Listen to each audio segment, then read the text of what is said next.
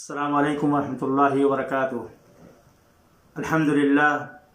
अल्हम्दुलिल्लाहि रब्बिल आलमीन वस्सलातु वस्सलामु अला सय्यिदिल मुरसलीन नबीना मुहम्मदिन व अला आलिहि व सहबिहि अजमईन व मन तबिअहुम बि इहसानिन इला यौमिद्दीन, अम्मा बाद। बिरादरान इस्लाम, कोरोना वायरस जो आज पूरे संसार में, पूरी दुनिया में एक वबाई मर्ज़ के नाम से मारूफ और मशहूर है और ये अपने चपेट में तकरीबन सारे ममालिक को ले चुका है। मेरे भाइयों, इस बीमारी की फैलने का शिद्दत इंतशार और तेज़ी के साथ फैलने की वजह से दुनियाए इस्लाम के मुस्तनद और फ़िक़ही बसीरत रखने वाले उलमा ने ये फ़ैसला लिया कि जुमा और जमात की नमाज़ें मस्जिदों में अदा न की जाएं, क्योंकि ये वबाई बीमारी लोगों के साथ आपस में दूसरों के साथ लोगों का आपस में मिलने की वजह से बड़ी तेज़ी के साथ फैलता है। लिहाजा जान की हमारे इस्लाम के अंदर एक अहमियत है, उसे एक मकाम हासिल है। जान की हिफाजत की जिम्मेदारी इस्लाम ने हमें तमाम लोगों को दी है कि अपने जानों की हिफाजत की जाए। मेरे भाइयों, कल चूँकि जुमा का दिन है और बहुत सारे भाइयों का ये सवाल सोशल मीडिया पर, व्हाट्सएप के ज़रिए से या मोबाइल फ़ोन के ज़रिए से ये इस्तिफ़सार, ये सवाल आ रहा है कि जुमा की नमाज क्या घरों में अदा करना दुरुस्त है? अगर हम अपने पास पड़ोस के लोगों को जमा करके या अपने अहले खाना को जमा करके जुमा की नमाज अदा करना चाहें, जिसमें 10, 20, 30 लोगों की तादाद हो जाती है, तो क्या ऐसी सूरत में हम जुमा की नमाज अदा कर सकते हैं? मेरे भाइयों, फ़िक़ही बसीरत रखने वाले जय्यद उलमा, मुस्तनद उलमा का ये फतवा है कि शरीयत में इसकी कोई गुंजाइश नहीं है कि इंसान अपने घर में जुमा की नमाज अपने पास पड़ोस वालों के साथ मिलकर इकट्ठा होकर अदा करे। और अक्सर उलमा ने इसे बिदअत से करीब करार दिया है कि ये बिदअत दीन के अंदर है कि लोग अपने घरों में जुमा की नमाज अदा करें। क्योंकि जुमा, मेरे भाइयों, इसमें कोई शक नहीं है कि जुमा हफ्ते के दिनों में जुमा के दिन को सरदारी हासिल है। ये सरदार है हफ्ते में, और इसे जो इम्तियाजी शान और मकाम हासिल है दीगर नमाजों को हासिल नहीं है। लेकिन बड़े अफसोस के साथ कहना पड़ता है, चूँकि बहुत सारे आज हमारे मुआशरे में रहने वाले मुसलमान जो दीन का दावा तो करते हैं लेकिन 5 वक्ता नमाजों के पाबंद नहीं है, हफ्ते में सिर्फ एक दिन जुमा की नमाज पढ़ते हैं। अल्लाह सारे मुसलमानों को हिदायत दे और मुकम्मल तौर पर इस्लाम पर अमल करने की तौफीक दे। वो सोचते हैं कि अगर जुमा की नमाज भी अदा ना हुई तो हम कहाँ रह जाएंगे। मेरे भाइयों, जमात की नमाजें भी 5 वक्ता तमाम मुसलमानों को फ़र्ज है, जैसे जुमा की नमाज फ़र्ज है। उनका ये जज्बा, उनकी ये तड़प, उनका ये शौक़, उसकी कदर की जाएगी।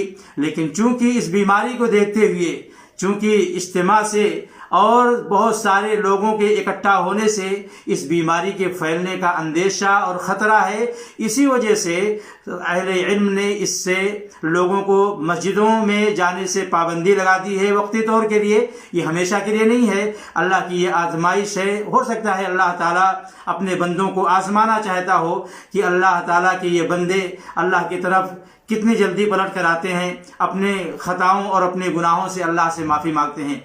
तो मेरे भाइयों, मैं ये अर्ज़ कर रहा था कि अहले इल्म का ये फतवा है कि घरों में जुमा की नमाज अदा करना दुरुस्त नहीं है, शरीयत में इसका कोई सबूत नहीं है।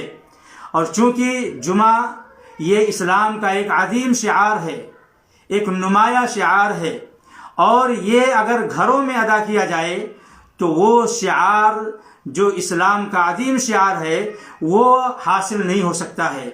ऐसे मेरे भाइयों, एक इलाके में अगर 5 वक्ता नमाज अदा करने के लिए कई मस्जिदें हों और जुमा की नमाज अदा करने के लिए, जिसे जामी मस्जिद के नाम से जाना जाता है, एक मस्जिद में हो, तो सारे लोगों को अपनी अपनी मस्जिदें छोड़कर जामी मस्जिद में जुमा की नमाज पढ़ना ज़रूरी है। हर मस्जिदों में जुमा अदा करने की इजाज़त नहीं है। अलबत्ता अगर लोगों की कसरत हो जाए, मस्जिद तंग हो जाए, तो दूसरी मस्जिद में पढ़ने की इजाज़त है। आप अंदाज़ा लगाएं कि जब एक गांव और एक इलाके में कई मस्जिदों में जहां पर लोगों के लिए एक मस्जिद काफ़ी हो, दीगर मसाजिद में जुमा की नमाज पढ़ने की इजाज़त नहीं है, तो घरों में जहां पर एक गांव में, एक इलाके में 20, 25, 30, सैकड़ों घर हों, हर घर में अगर जुमा की नमाज अदा की जाए, या चंद घरों में लोग मुंतशिर होकर कुछ घरों में इकट्ठा होकर जुमा की नमाज अदा करें, तो मेरे भाइयों, ये इस्लामी तालीमात की खिलाफ वर्जी है। इससे हमें बचना चाहिए। मेरे भाइयों, अंदाज़ा लगाएं कि अस्पतालों के अंदर जो बीमार हैं, या जो कैद खाने में मुसलमान कैद व बंद की सजा झेल रहे हैं, वहां पर मुसलमानों की तादाद मौजूद है, उसके बावजूद इस्लाम ने उन्हें इजाज़त नहीं दी है कि वो जेल में अलग से जुमा की नमाज कायम करें। इसकी इजाज़त नहीं है। ये जमहूर उलमा का फैसला है कि जेलों के अंदर, अस्पतालों के अंदर चंद मरीज इकट्ठा होकर, चंद कैदी इकट्ठा होकर जुमा की नमाज अदा करें, ये जायज़ नहीं है। इसी तरीके से मेरे भाइयों, अहले इल्म ने ये दलील दी है कि शेखुल इस्लाम इब्न तैमिया रहमतुल्लाह अलैह, जो मुजद्दिद इस्लाम के नाम से जाने जाते हैं, जिनकी इमामत और अकल का लोहा आदाए इस्लाम भी मानते हैं, और उनके ज़माने में मौजूद जो उनके फ़िक़ही मसाइल या उनके राय के ख़िलाफ़ थे, वो भी उनकी कदर करते थे, उनके इल्म की, उनकी अक्ल की। कई सालों तक इब्ने तैमिया रहमतुल्लाह अलैह जेल में कैदबंद थे। कई साल तक मुख्तलिफ मुतअद्दिद मर्तबा को अगर इकट्ठा किया जाए तो कई साल बन जाता है, लेकिन किसी किताब में ये जिक्र मौजूद नहीं है कि उन्होंने अपने साथ कैदियों को इकट्ठा करके जुमा की नमाज पढ़ाई हो। और उनसे पहले अहमद इब्न हंबल रहमतुल्लाह अलैह, उन्हें भी कैदोबंद किया गया। उनसे भी ये साबित नहीं है कि उन्होंने जुमा की नमाज कैद खाने में अदा की हो। तो मेरे भाइयों, ये फतवा अहले इल्म का है। इसी तरीके से इब्न उसैमीन रहमतुल्लाह अलैह का ये फतवा है कि नमाज मुसलमानों के साथ, जुमा की नमाज मुसलमानों के साथ मसाजिद में अदा की जाएगी, घरों में नहीं, मसाजिद में मुसलमानों के साथ अदा की जाएगी जो इलाके के मुसलमान हैं।